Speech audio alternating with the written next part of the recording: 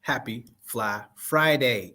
We are here once again. Peace and blessings be upon you all. I hope you are staying fly on another Fly Friday. I am Sharon Cutter Smooth, EP Digital, the Urban Astronaut, New Age Nerds, Nanko Arrow, coming every Friday to deliver to you the latest and greatest urban air mobility information, data, you call it. I'm here to help you get the understanding that flying cars are coming. Flying cars are a thing, but at least I'm going to give you some information on how to properly manage and buy in to these things. So, happy Friday once again. We'll dive into the first segment here, and that is the latest and greatest. What is new this week? So, we're coming off of a good weekend. The Skyports, that's all I have to dive into. Skyports, Australian company, they just finished closing their crowdfund in order to launch one of the nicest, I would have to admit, and largest vertiports in the world. And it's coming in Australia. Now, Skyports, of course, another vertiports station operator, we're looking to just get into the industry, but now they're officially in the industry. And I like what they're doing. Now, a lot of things are happening in Australia, and that is pretty good. And I'm guessing, yeah, you're going to need some urban mobility to travel between those cities and desert down there. So kudos to Australia in leading these efforts. Other than Germany and Ohio had broke ground last year, but Skyports is now to the list added of building a sky station, a vertiport per se, right? So that these urban air vehicles, just like the video shows, has a place to land, recharge, and do various things that they need to do while they're stopped. Now, Skyports, look for them in the future and potentially look, maybe we could partner with these guys depending on what they have. So, other than that, moving on, we were at the Wings Over Houston last week, and I would have to say it was a pretty good show. It was okay. But you know what I did not see at Wings Over Houston? There were no eVTOLs, even though I have one of my favorite bracelets, Aim High. I got this from the Air Force. DOD was there. Of course, it was their thing. But in all of that thing and showing off the latest and greatest innovations in aerospace, I did not see not one vertical takeoff and landing aircraft besides a helicopter. And this was a pretty huge helicopter. But helicopters are not going to cut it in terms of flying cars. See, this tank. And this is why I think it was Neil Tyson deGrasse who were saying, yeah, flying cars already exist. And they're called helicopters. Y'all tell me, would you want to fly to your home and work in one of these? I bet some of you would. It's like, oh, of course, yeah, I would want to fly to work in one of these. It's a tank and it has missiles in it. You can shoot guns and shoot people out the sky. I know there's a lot of people waiting in traffic who wish they could probably shoot the other car waiting in front of them out of the way to clear away. But in all practicality, a helicopter, a jet airplane, an airplane, period, are not going to cut it for urban air mobility. But they were on full display at Wings Over Houston. Of course, these aircraft are needed in many other aspects of the world, and we love them. But we are moving into the future of the Jetsons, right? In which day-to-day travel through the air will be commonplace. And we don't plan to do loop-de-loops. We don't plan to shoot other people out the sky. We don't plan to go Mach 1, 2, 3, or 4, but just good old 100, 200, maybe all the way up to 500 miles an hour travel to get to and from our destinations of normal life, work, gym, a weekend vacation. So that's urban air mobility. But there was no urban air mobility at the air show. But it was a pretty good show. You can see just the aerodynamics, the tricks, the playing in the fluid of air to make it seem so easy. And if you actually knew the technology, it actually is that easy, right? There's many things that can fly. And you'll be surprised how small of an aircraft and how slow that aircraft can move to even get into the air. It's possible. Urban air mobility is possible. And we look forward to at least showing or being the first to display some urban air mobility at the Houston Air Show, Wings Over Houston. So, next segment, what to know when buying flying cars. We just looked at some aircraft, right? So if you can imagine, you're traveling every day through traffic, through the air. You got your, let's say you have your super helicopter and you're floating down the sky and you hear a clink, clink. And then you realize, oh, something's going to have to be fixed. Perhaps, what does a blowout look like in the air? You're flying down your path. And, just like on the road, your tire blows out, right? Everybody knows that scary situation. In the air, there will be a similar situation. You could call it a blowout. You could call it something else. There have been electrical faults, meaning pop, and the electrical system goes down.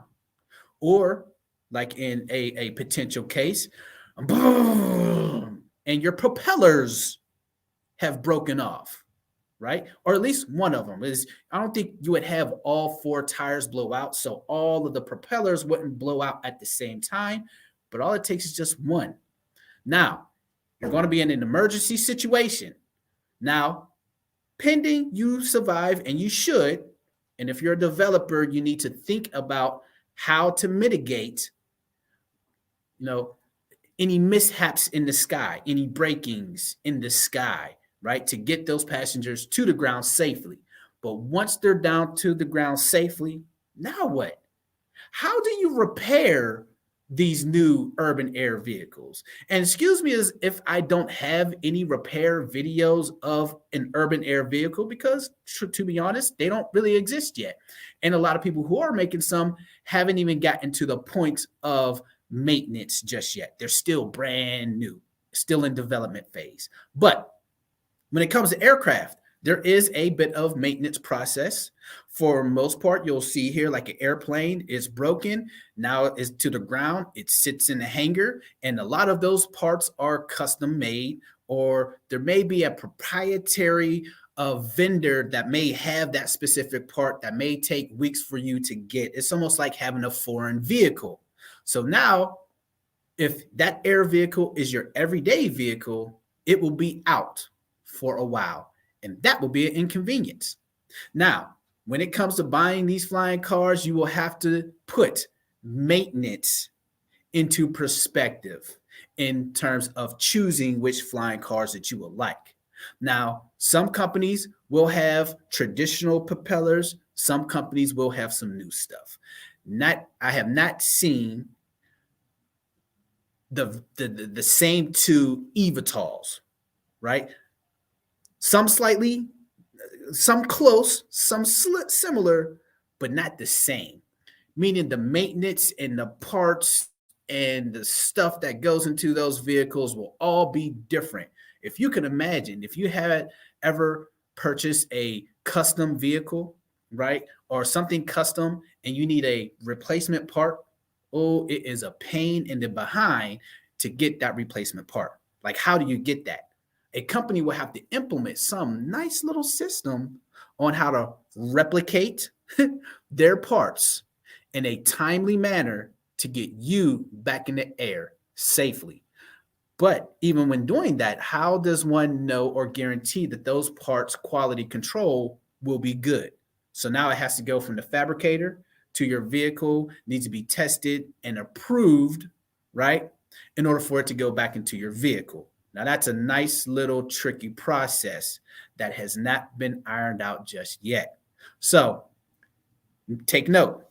When you go to interview your urban air mobility maker, make sure they have a maintenance process in line in hopes that that maintenance process would fit within your timeline in getting back into the air.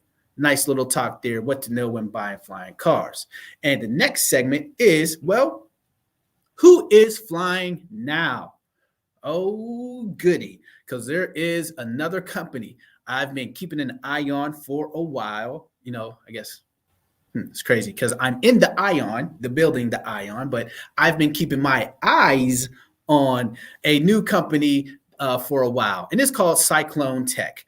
And for the most part, I find to be one of the most unique forms of propulsion out there. Now, I've seen some crazy stuff and some concepts in which people would claim to, it would give propulsion, and then they do the small scale and it doesn't really work, right? Now, these guys had a visual for a long time, but this month, a few weeks ago, they finally built the full scale, or not full scale, a properly scaled model to accurately or adequately show their proof of concept. Now, I always wondered if this thing would fly. Now, if you can look at it, if you can imagine wings on the edge of a cylinder, and those wings rotate this way instead of this way. Now, whoa. They're rotating vertical for vertical lift. Does that work? Like, how does that work? I've always wondered that. And here it is, a company in a very unique way, and it's lift. They have liftoff. So a very unique concept. Now, why do I like this? Well, look at it. It's safe. Now, in comparison to the lot of urban air vehicles out there, there's winged eVTOLs and wingless. I would put this under the wingless, in which when it comes to travel and working with the regular people that are going to use urban air vehicles, safety is a must. And spinning blades close to you that are unprotected are bad. Hence why we do what we do. And these guys, well, they came up with a pretty cool method to doing so. I like Cyclotech. Kudos to them and building their prototype, and we look forward to showing you ours pretty soon.